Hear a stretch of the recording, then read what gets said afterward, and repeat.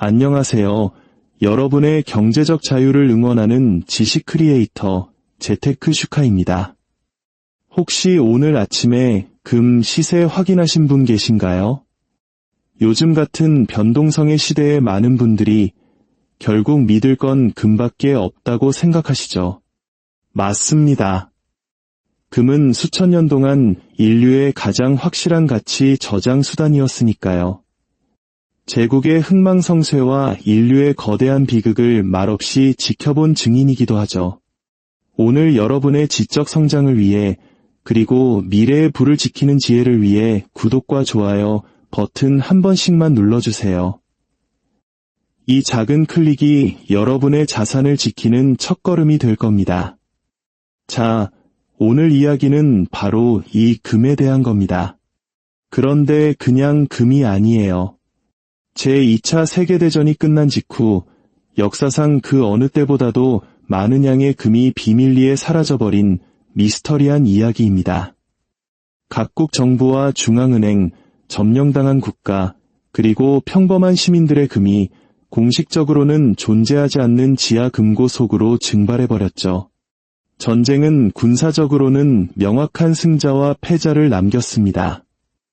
하지만 외교와 금융이라는 그림자 속에서는 흔적 없이 불을 옮길 수 있었던 자들이 진정한 승자였습니다.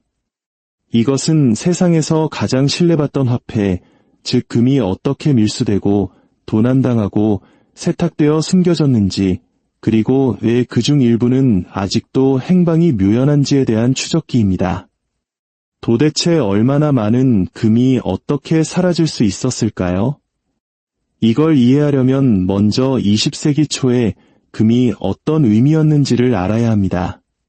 전쟁 이전 세계 대부분의 화폐는 각국이 보유한 금 준비금에 의해 그 가치가 보장되는 이른바 금본위제 시대였습니다. 중앙은행들은 자신들이 찍어내는 지폐의 최종 담보물로서 금을 쌓아두는데 혈안이 되어 있었죠. 국가에게 금은 신뢰도 그 자체였고 개인에게는 곧 닥쳐올 혼돈의 세상에서 기댈 수 있는 유일한 안전 자산이었습니다. 1930년대 후반 유럽의 전운이 감돌자 침략을 두려워한 국가들은 자국의 금을 해외로 옮기기 시작했습니다. 네덜란드는 조용히 120톤이 넘는 금을 영국, 캐나다, 미국으로 보냈습니다. 벨기에도 수백 톤의 금을 안전한 곳으로, 아니 안전하다고 믿었던 곳으로 옮겼죠. 하지만 1940년 나치가 진격하자 상황은 급변합니다. 그들은 점령하는 국가의 금 보유고를 장악하는데 매우 신속했습니다. 나치에게 금은 단순한 전리품이 아니었습니다. 전쟁 자금을 조달하는 핵심 도구였죠. 나치 독일은 이렇게 빼앗은 금으로 중립국들, 특히 스위스로부터 핵심 전쟁 물자를 사들였습니다. 당시 스위스 은행들은 금의 출처를 굳이 묻지 않고 기꺼이 받아주었으니까요. 가장 악명 높은 사례는 벨기에의 금입니다. 점령 직전 벨기에는 198톤의 금을 프랑스 중앙은행에 안전하게 보관해달라고 맡겼습니다. 그런데 프랑스마저 함락되자 이 금은 보호를 명목으로 당시 빚이 프랑스 정부의 통제하에 있던 서아프리카의 다카르 항구로 보내졌습니다. 그리고 거기서부터 조용히 독일 제국은행, 즉 라이히스방크의 손으로 넘어갔죠. 결국 벨기에의 금이 나치의 전쟁 자금이 되어버린 아이러니한 상황이 벌어진 겁니다. 물론 다른 나라들은 좀 더 신중했습니다. 폴란드는 침략을 예상하고 루마니아, 터키를 거쳐 최종적으로 미국과 캐나다까지 금을 옮기는 대담한 탈출 작전을 성공시키기도 했습니다. 그럼에도 불구하고 점령지에 남아있던 막대한 양의 금은 결국 나치의 손에 들어갔고 그중 상당수는 녹여져서 출처를 알 수 없도록 새로운 금괴로 둔갑했습니다. 하지만 금을 훔친 건 나치뿐만이 아니었습니다. 전쟁이 길어지면서 태평양 건너 일본 제국 역시 아시아에서 조직적인 약탈을 자행하고 있었습니다. 점령지였던 중국, 동남아시아, 필리핀 등지에서 일본군은 금, 은, 보석, 그리고 수많은 문화재를 강탈했습니다. 전후에는 이 작전이 소위 황금 백합 작전, 즉 긴노율이라는 이름으로 알려지게 되죠. 이 보물들은 전쟁이 끝난 후 되찾기 위해 필리핀 등지의 비밀 금고나 터널에 숨겨졌다고 전해집니다. 이 이야기들 중 일부는 거의 전설의 영역으로 넘어갔지만 상당량의 기금속이 실제로 은닉되었고 공식적으로 회수되지 않았다는 신빙성 있는 증거들이 존재합니다. 유럽에서처럼 아시아에서의 약탈 역시 군사적 정복과 조직 범죄의 경계를 완전히 허물어 버렸습니다. 1945년 연합군이 독일과 일본의 숨통을 조여오자 양측 수뇌부는 훔친 자산들을 어떻게든 옮기거나 숨기려 발버둥 쳤습니다. 물론 연합군이 그 일부를 찾아내기도 했습니다. 미군의 기념물, 미술품, 기록 보관 프로그램, 일명 모뉴먼츠맨들은 도난당한 예술품뿐만 아니라 소금 광산이나 비밀 창고에 숨겨진 엄청난 양의 금을 발견했습니다. 가장 유명한 발견 중 하나는 독일의 메르커스 소금 광산에서였죠. 미군은 그곳에서 100톤이 넘는 금괴와 금화, 지폐, 그리고 값을 매길 수 없는 예술품들을 찾아냈습니다. 하지만 거기서 발견된 금은 약탈된 전체 양에 비하면 그야말로 세 발의 피였습니다. 대부분의 금은 이미 사라진 후였죠. 중립국 은행을 통해 세탁되거나 거래되거나 혹은 아직도 알려지지 않은 어딘가에 묻혀버린 겁니다. 바로 이 지점에서 이야기는 전시의 약탈에서 전후의 지정학적 암투로 넘어갑니다. 전쟁 직후의 세상은 그야말로 대혼돈이었습니다. 유럽은 폐허가 되었고 국경선은 계속 바뀌었으며 미국과 소련 사이의 냉전이라는 새로운 갈등이 싹트고 있었죠. 이런 혼란은 출처를 알 수 없는 부가 새로운 권력 구조 속으로 스며들기에 완벽한 토양이었습니다. 연합군은 1946년 약탈된 금을 원래 주인인 국가들에게 돌려주기 위해 삼국금 위원회를 설립했습니다. 위원회는 수십 년간 활동하며 약 336톤의 금을 처리했습니다. 하지만 전쟁 중에 약탈된 것으로 추정되는 수천 톤에 비하면 극히 일부에 불과했죠. 나머지는 개인 금고로 공식적으로 인정되지 않은 국가 보유고로 혹은 대륙을 넘나드는 거대한 금융 네트워크 속으로 증발해버렸습니다. 이 시기 가장 논란이 되는 부분 중 하나는 바로 스위스와 같은 중립국들의 역할입니다. 스위스 국립은행과 민간은행들은 전쟁 기간 동안 나치 독일로부터 수억 달러 상당의 금을 매입했습니다. 물론 그중 일부는 전쟁 전부터 독일이 합법적으로 보유했던 금일 수도 있겠죠. 하지만 상당수는 명백히 점령국에서 약탈되었거나 심지어 홀로코스트 희생자들에게서 빼앗은 금이었습니다.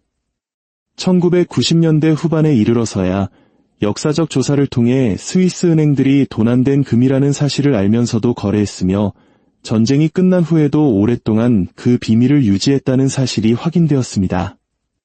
포르투갈, 스페인, 스웨덴, 터키의 은행들도 전시금 유통의 중간 다리 역할을 했다는 비슷한 의혹을 받았습니다. 전후 시대는 또한 출처를 추적할 수 없는 자산으로 자금을 조달하는 비밀 정보기관들의 활동이 급증한 시기이기도 합니다.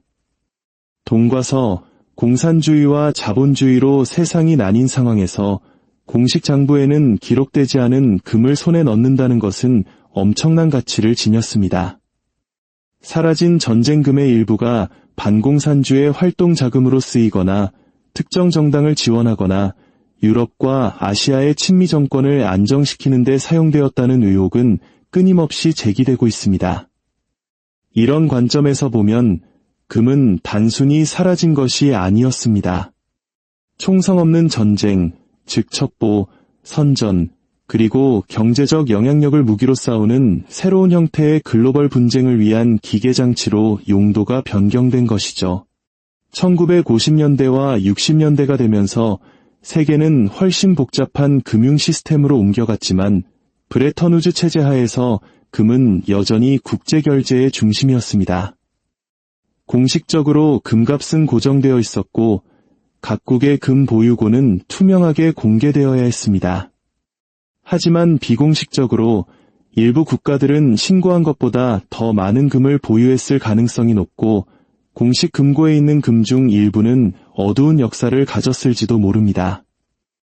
전쟁 기간 동안 막대한 양의 금을 받아들인 미국이나 영국 같은 나라들은 그 출처에 대한 공개적인 논의 없이 이를 자국의 보유고에 통합시켰습니다. 경제를 재건해야 했던 국가들에게 자국 금고에 있는 금이 한때 다른 누군가의 것이었는지 묻는 것은 국가 안정을 위해 종종 무시되는 질문이었습니다. 하지만 미스터리는 계속됩니다. 오늘날에도 연구자, 보물 사냥꾼, 그리고 각국 정부는 때때로 새로운 발견을 발표합니다. 숲속에 묻혀있던 금괴, 산속 터널에 숨겨졌다는 보물열차, 전시 물자 대금으로 쓰일 예정이었던 금을 싣고 가다 침몰한 난파선 같은 이야기들이죠.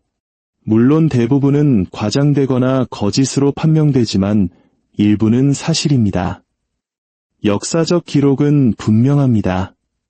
1939년에서 1945년 사이에 엄청난 양의 금이 사라졌고 그중 상당수는 공식적으로 회수되지 않았습니다. 이걸 현재 가치로 환산하면 수십억, 아니 수백억 달러에 달하는 금액입니다.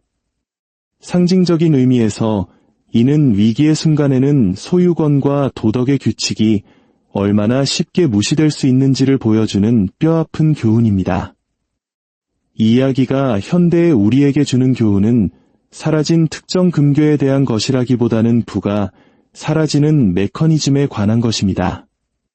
제2차 세계대전은 강력한 행위자들이 기존의 규칙이 더 이상 적용되지 않는다고 결정했을 때 부가 얼마나 빨리 이동하고 숨겨지고 변형될 수 있는지를 증명했습니다. 국경을 넘어 자산을 이동시키고 중개인을 통해 세탁하고 유령 회사를 통해 소유권을 숨기는 동일한 기술들이 오늘날에도 여전히 사용되고 있습니다. 정부뿐만 아니라 거대 기업과 개인에 의해서 말이죠. 금융위기가 닥쳤을 때 자산은 그냥 증발하는 것이 아닙니다. 그것을 숨길 능력이 있는 사람들의 손에서 종종 다시 나타나죠. 우리 투자자들에게 이 교훈은 냉혹합니다. 금은 인플레이션이나 정치적 격변, 통화 붕괴로부터 안전한 최고의 자산처럼 느껴질 수 있습니다. 하지만 그 안전성은 궁극적으로 어디에 보관되고 누가 통제하느냐에 달려 있습니다. 전쟁 중 유럽에서는 자국 중앙은행에 금을 보관하는 것이 아무런 보호막이 되지 못했습니다. 침략군이 하룻밤 사이에 그것을 장악할 수 있었으니까요. 평화로운 시기에도 나중에 법을 바꾸거나 외국인 계좌를 동결시키는 국가에 실물금을 보관하는 것은 똑같이 위험할 수 있습니다. 제2차 세계대전 이후 사라진 금의 이야기는 단순한 역사적 호기심이 아닙니다. 혼돈을 틈타부가 어떻게 약탈될 수 있는지에 대한 완벽한 사례 연구입니다. 금융 역사학자의 결론은 간단합니다. 역사는 반복되지 않지만 그 운율은 반복됩니다. 전쟁이든 경제 붕괴든 지정학적 경쟁이든 글로벌 시스템이 스트레스를 받을 때 합법적인 이전과 노골적인 절도 사이의 경계선은 매우 얇아집니다. 전후에 사라진 금은 세상이 뒤집어질 때 우리의 금융 안보가 얼마나 취약해질 수 있는지를 보여주는 증거입니다. 디지털 화폐, 암호화폐, 그리고 끊임없이 변하는 지정학적 동맹의 오늘날 문제는 부가 여전히 사라질 수 있느냐가 아닙니다. 얼마나 빨리 사라질 수 있으며 너무 늦기 전에 우리가 그것을 알아차릴 수 있느냐의 문제입니다. 이러한 패턴을 이해하는 것은 단순한 금융교육이 아닙니다. 이것은 자기방어입니다. 오늘 이야기가 새로운 관점을 제시했다면 구독 버튼을 눌러주십시오. 역사는 해답을 가지고 있습니다. 제가 어디를 봐야 할지 알려드리겠습니다.